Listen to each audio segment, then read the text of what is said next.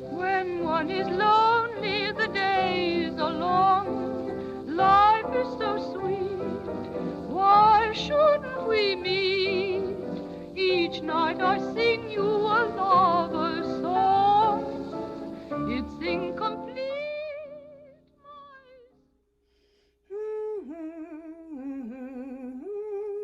Someday I'll find you. Darling, have you an extra puff? I find I must blend. For you, dearest, anything. You are a love. Question: Ask. which bronzer are you applying, Elfie dear? Number 7, Sancho Paytan. Should I use the same? Most definitely, dearest, most definitely. I love a man with decided opinions. But But should we not contrast? At least a smidge. I adore a curious woman. How fortunate for me. Kiss.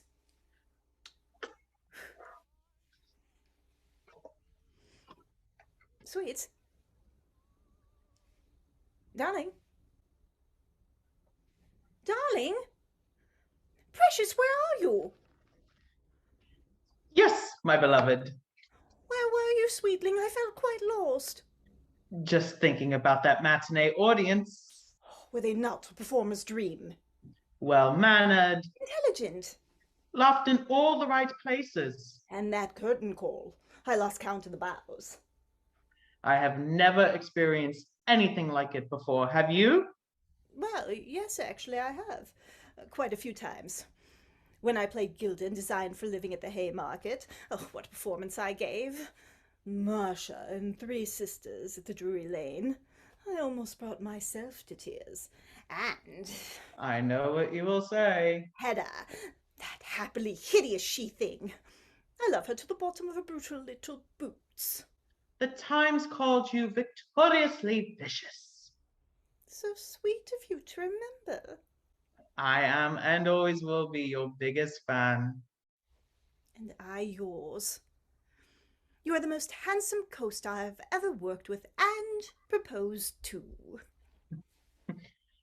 Remember the minister at that little chapel in Leeds where we married? So anxious at having theatre folk in his church. And your mother, a river of tears. Dear mother, a professional weeper. She came around eventually, though. Didn't she? Did she? What was that?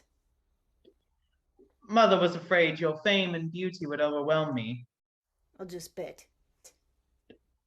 What was that? What if there are 10 years between us? 10 years is 10 years. She doubted our love. We have proved all the naysayers wrong. What naysayers? Hmm? Aside from your dear, sweet, manic mother, what naysayers were there? Wasn't it you who told me that some of our closest chums doubted we stayed together for 5 months, let alone 5 entire years? My first marriage lasted a little more than 5 hours. My poor Bella.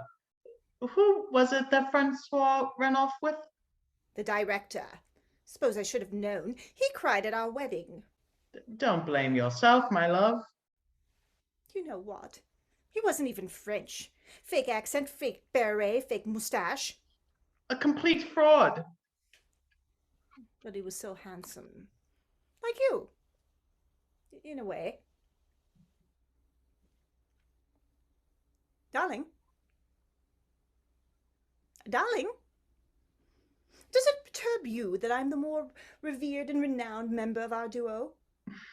Rest easy, my treasure, living in your shimmering shadows, but small price to pay for being married to the most marvelous actress in London. Just in London? I mean, you're certain, not sorry, that I ensnared you in my wanton woman's web? Never sorry, dearest, exhausted on occasion, but never sorry. You have taught me everything I know about the theatre, and I am forever grateful. You are the darlingest darling. Oh, These intervals we share between performances are the one thing that keeps me sane in this 8 shows per week whirligig. My sentiments exactly. Beloved, Sweetest? I wonder if I might share a note or two?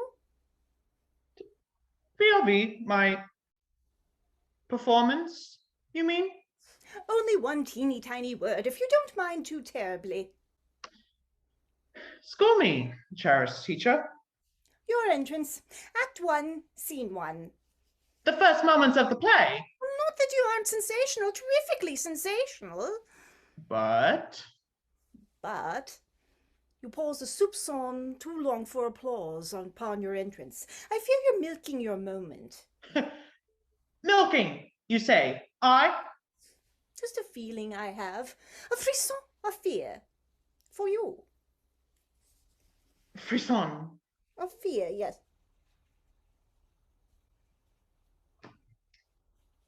And your entrance. Would you say you pause for the perfect amount of time? Only because I'm so much more experienced than you. It has become instinct for me. It will be for you as well one day. Oh, what a relief. I did not injure your feelings, did I, Alfred, my jewel? Funny, you should mention frisson. Why is that, love? You do insist on placing my pipe on the wrong table on the set. Not too terribly professional, what? When did I ever position your pipe in the improper place? 2 Saturdays ago. One performance, unimportant. Then twice last week, also last night and today's matinee as well. Did you not see me searching for it even as I stayed in character and performed flawlessly? I confess I was concentrating on my own motivation, not your misplaced props. Sometimes I almost forget how much I love you.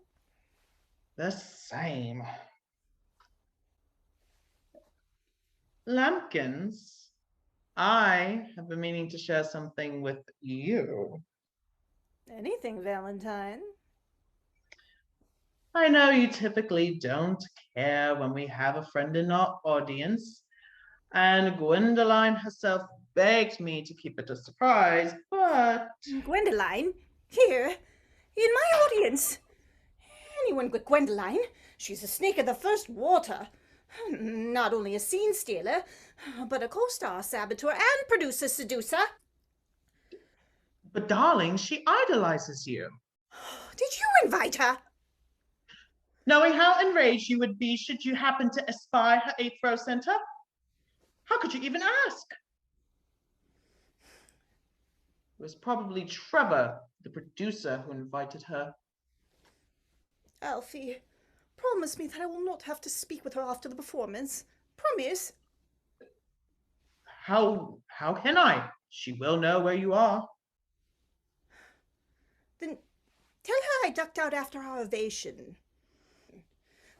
That witch has ruined more of my performances with her sly grins, loud snickers, and pantomimed applause than any rival I ever had. But Pet, she won't possibly believe you left the theatre early. Everyone knows you hold court in our dressing room for at least an hour after curtain.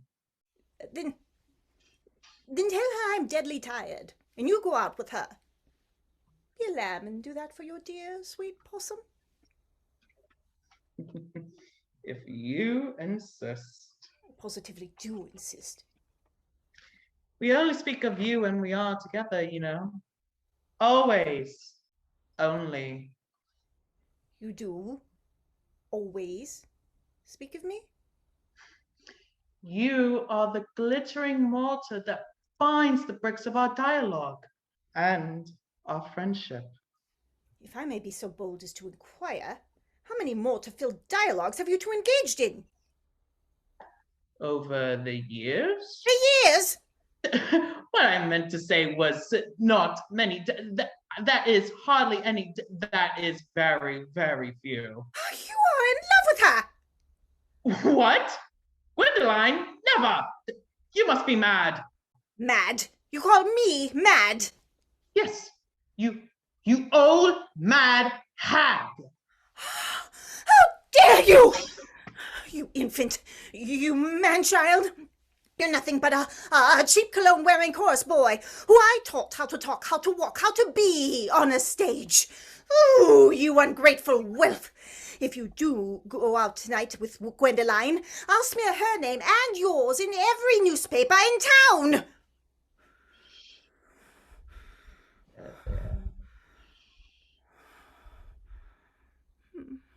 You would do that to me, to us, to our love? You could not be so cruel, my cherished pussycat. Well, maybe. Very well, but I'm warning you, Elfie. If you don't send Gwendoline packing, I cannot be held accountable for my actions. Very well.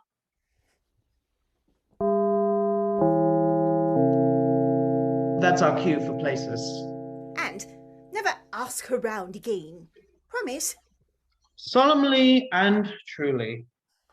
Now remember, don't milk the applause, you selfish showboat. Stop hiding my pipe, you haggard harpy. I hate you. I hate your guts. Hand in hand.